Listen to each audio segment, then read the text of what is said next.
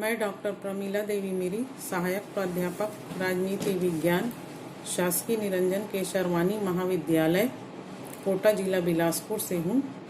आज हम बीए द्वितीय वर्ष के प्रथम प्रश्न पत्र के अंतर्गत जे.एस. मिल के स्वतंत्रता संबंधी विचारों के बारे में जानेंगे। तो सबसे पहले मिल के स्वतंत्रता संबंधी विचार क्या है। जे.एस. मिल ने ऑन लिबर्टी में अपने स्वतंत्रता के विचार को व्यक्त किया है। मैक्सी के अनुसार मिल की गणना Milton, Voltaire, Rousseau, Paine, Jefferson आदि विचारकों से की जाती है।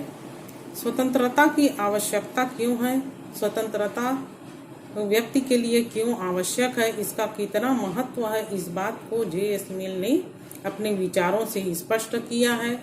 व्यक्ति का मूल उद्देश्य सर्वांगीण विकास करना है। यह स्वतंत्रता के वातावरण में ही संभव है।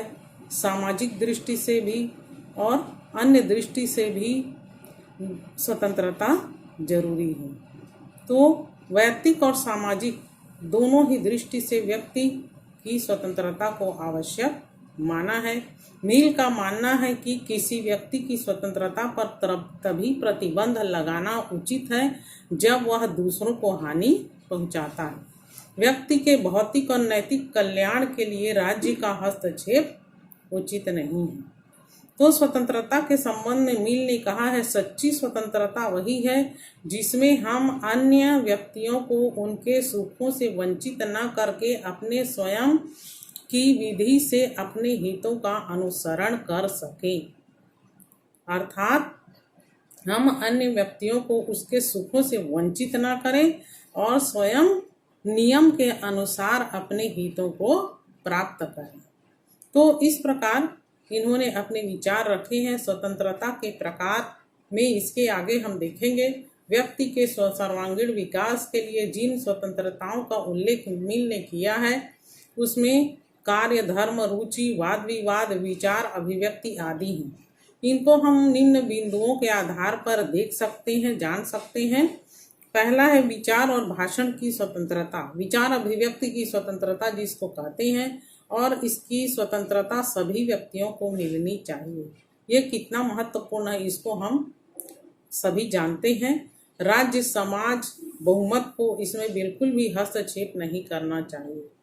मिल इतना उदार है कि वह सनकियों और झपकियों को भी स्वतंत्रता का अधिकार देता है। वैचारिक एवं बौद्धिक स्वतंत्रता स्वयं के लिए ही नहीं बल्कि समाज के लिए भी हितकारी होती है। यदि एक व्यक्ति के अलावा संपूर्ण मानव जाति एक मत भी हो जाए तब भी उस भिन्न मत वाले एक व्यक्ति को चुप कराने का अधिकार नहीं है। तो मनुष्य का मस्तिष्क ही समाज में परिवर्तन लाता है। इसलिए सभी प्रकार के लोगों को स्वतंत्रता मिलनी चाहिए, ऐसा मिल का मानना है। अगला है कार्य की स्वतंत्रता।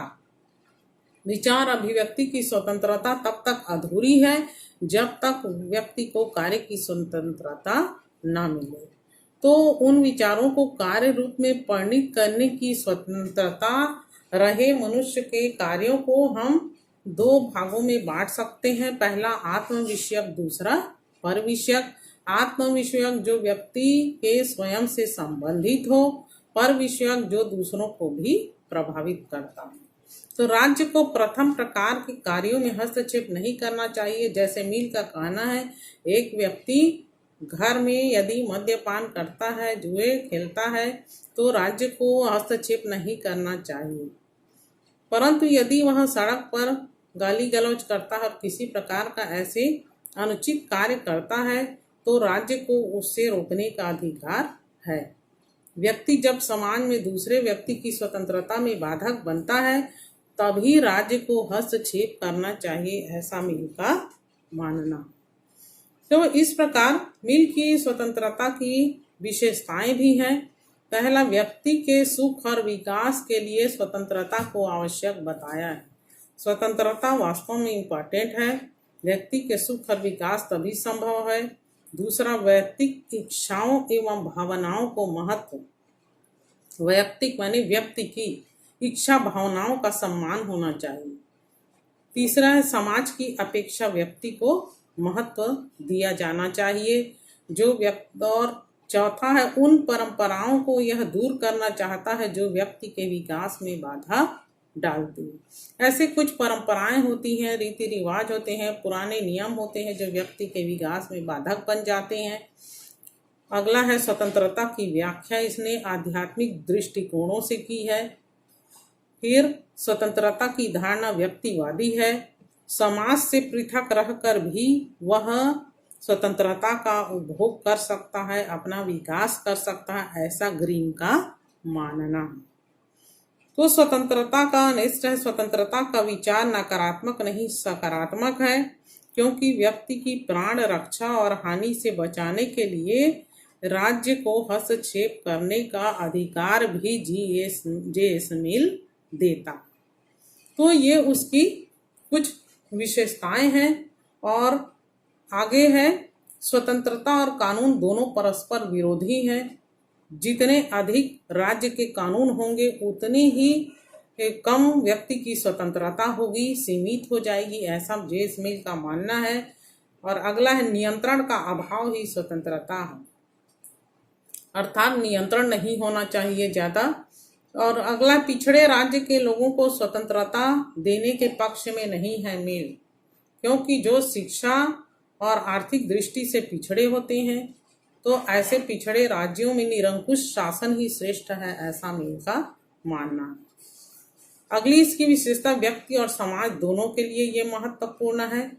स्वतंत्रता व्यक्ति को समाज की अपेक्षा ये अधिक बल देता है। तो ये मिल के स्वतंत्रता की विशेषताएं हैं। और इसके बाद हम मिल के स्वतंत्रता की आलोचना के बारे में भी जान सकते हैं। पहला है खोखली स्वतंत्रता और काल्पनिक दर्शन है, ये व्यक्ति तक सीमित है, राज्य या समाज के बाहर भी स्वतंत्रता की बात कहता है जो उचित नहीं है। इस प्रकार से मिल के विचारों की आलोचना की जाती है। दूसरा, पिछड़े वर्ग को स्वतंत्रता नहीं, तो ये उस वर्ग के सामने बड़ा अन्याय है। तीसरा, सनकी को स्वतंत्रता देता है, तो ये क्या है, गुदड़ी में लाल ढूंढने की आशा में मिल ये भूल गया है कि सनकियों की स्वतंत्रता समाज के लिए कभी कभी कितना घातक हो सकता है। अगला, सत्य की खोज, तर्क वितर्क द्वारा सत्य की खोज की जा सकती है, यह पूर्णतया सही नहीं है। मिल ने भले ही इसके लिए प्रयास किया है, मिल ने समानता की भी उपेक्षा की है और नकारात्मक स्वतंत्रता का इसने समर्थन किया है, नियंत्रण के अभाव को स्वतंत्रता मानता। तो इन आलोचनाओं के बावजूद भी जे.एस. मिल का स्वतंत्रता संबंधी विचारों का बड़ा महत्व है। इसको हम आज के संदर्भ में भी जान सकते हैं। तो इसका महत्व है, व्यक्तिवादी दर्शन को इससे बल मिला है, व्यक्ति की महत्ता को बल मिला है, व्यक्ति के गरिमा को इसने रेखांकित किया है, लोकतंत्र को एक प्रकार से मजबूत बनाया है। मिल का वैचारिक दर्शन राजनीतिक विचारों का एक महत्वपूर्ण देन।